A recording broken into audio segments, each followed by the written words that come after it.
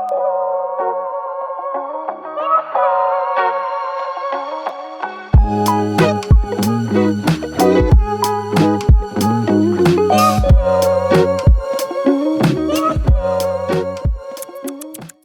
coffee beans! How's it brewing? Welcome to Bunnie Bites number 3. Okay, I just need to give a quick 2-second shout out for one Demon Slayer, low-key. I am so obsessed with Demon Slayer. My husband introduced it to me, and now I've binge watched the whole first season, the movie, and now we're into the second season. I've read the manga up to where we're at in the second season, so no spoilers because I don't want spoilers. But seriously, Demon Slayer, and look at this amazing shirt. I love it so much. My second shout out, look at this amazing sign. Look at it. It's beautiful. Can we all just take a minute? Llama, take a minute. Yes, it is gorgeous. I love it so much. I'm pretty sure, I think it's okay here. I think it looks all right there, but I may move it to different places every once in a while. So you guys might see it in some different spots in my videos because I'm not sure. But I love it. How gorgeous is it? And look at that pink. It matches my hair almost. Almost. Stunning. Stunning. Today I thought I'd show you really quick what I do with all of my leftover resin, because usually when I mix up epoxy resin I tend to do way more than I need, and then I end up kind of just letting it cure, and I feel like I waste a lot of resin that way. I always keep a stash of silicone shaker molds nearby in case I have extra resin, and so usually I will just pour any of my extra resin into those shaker molds, and then I just set them aside. And then when I have time to make some shakers, I already have some pre-made shakers ready to go. And so a few weeks ago, I made a few different projects using resin, and of course, I mixed up too much resin. And that was the topography pendants. I mixed up too much white and too much of the purple, blue, and hot pink. And then also with my bamboo coasters, I mixed up too much of the reddish purple color.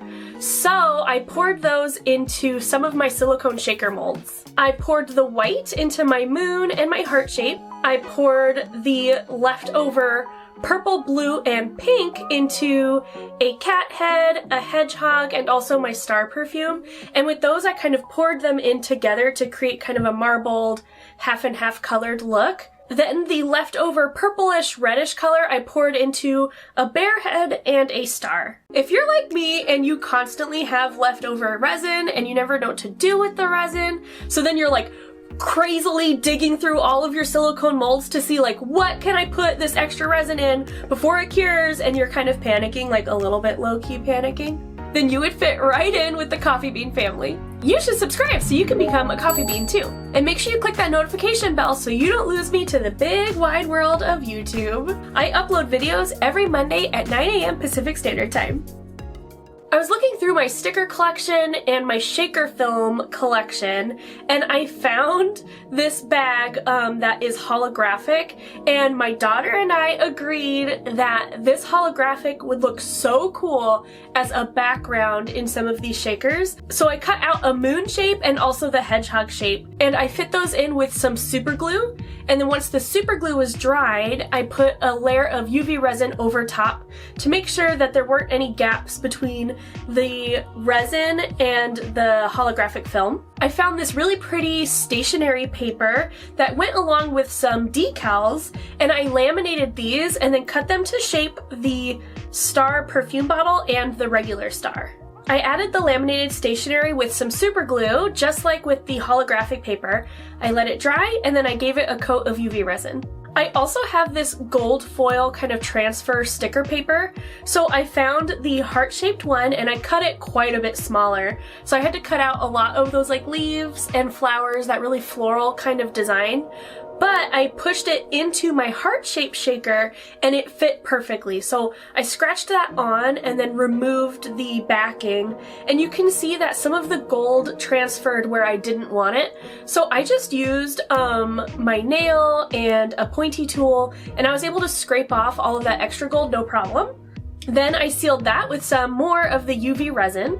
And finally I have the bear head and the cat head, and I couldn't resist using some super kawaii stickers for these. So I put in a Rilakkuma sticker for the bear head, and it's super cute because it looks like they're in outer space. And for the cat head, I added this really cute fluffy kitty who's kind of laying on his back. I call this a furry bear trap because if you pet the belly, they go and then bite your hand, so it's a furry bear trap. I attached both of these stickers with the sticky side down, of course, and then put a layer of UV resin over those. Once everything was cured and dried, it's finally time to add in some embellishments. And what I like to do is put in some glitter, some flaky glitter, like these are some crushed shells.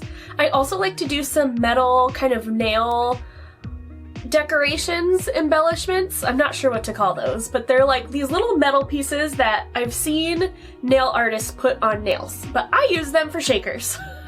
I like them because they're heavier and they move around a lot better in the shaker oil. And then another thing that I love to do is add in 1 or 2 big pieces, like a gemstone or a really big butterfly shape or a really big moon, and so those will slide around really nice and slow and look really cool in the shaker. Then I attached the shaker film to all of my pieces using a thin line of UV resin around the edge, and then I placed my shaker film on top and cured that.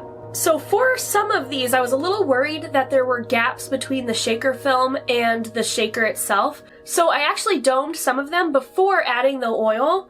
That way I know for sure that there's no leaks. Once those 3 shakers are cured, it's time to fill them all up with my shaker oil, and I like to use plain old baby oil because it's cheap and easy to find.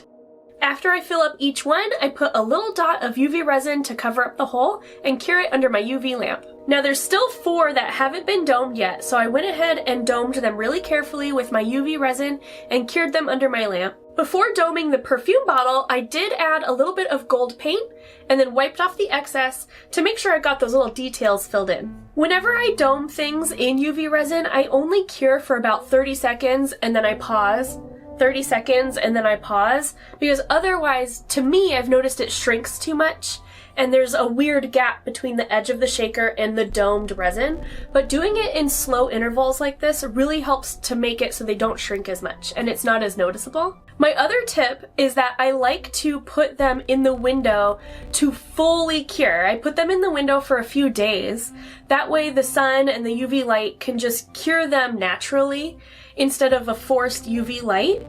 So there's a lot less of a chemical reaction, a lot less heat, and a lot less shrinking. I also noticed that this way it helps to kind of keep the stickiness down so the top of the domed piece isn't sticky. Because when I first started, my pieces would always be sticky and I couldn't understand why they were sticky. It was really frustrating and it would just get really ugly because all your fingerprints would be all over the stupid shaker and it would just ruin the whole thing. So I've learned to just cure it for a few seconds in the light and then put it in the window to finish curing for a few days. And these shakers are all done. This is such an easy project to do, especially when you have extra resin.